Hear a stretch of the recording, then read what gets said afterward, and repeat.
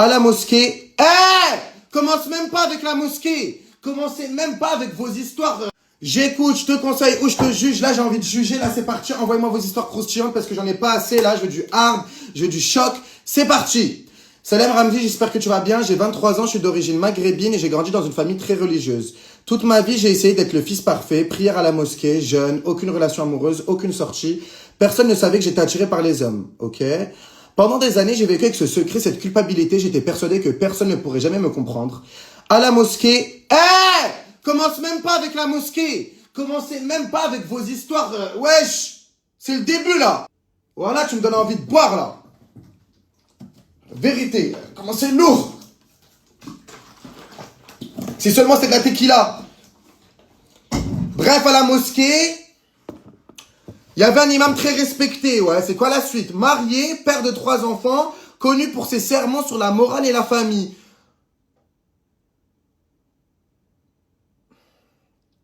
Il était admiré de tout le monde, y compris de ma famille.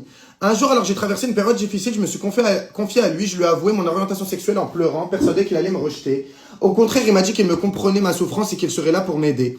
J'ai commencé à lui parler presque tous les jours, il est devenu la seule personne au courant de mon secret.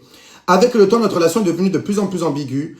Un soir, il me demande de sortir car il avait besoin de parler. Je pensais qu'on allait parler de religion. Qu'est-ce qui s'est passé dans cette voiture? Qu'est-ce qui s'est passé, les filles?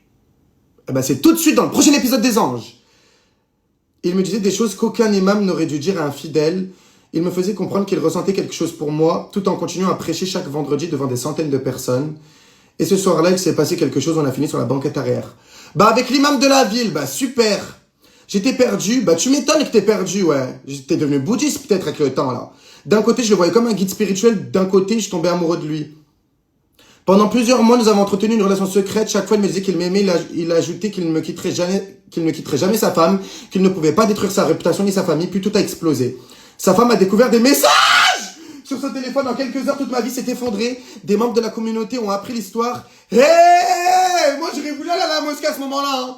No shade. Des membres de la communauté ont appris l'histoire. Certains m'ont accusé d'avoir détourné l'imam.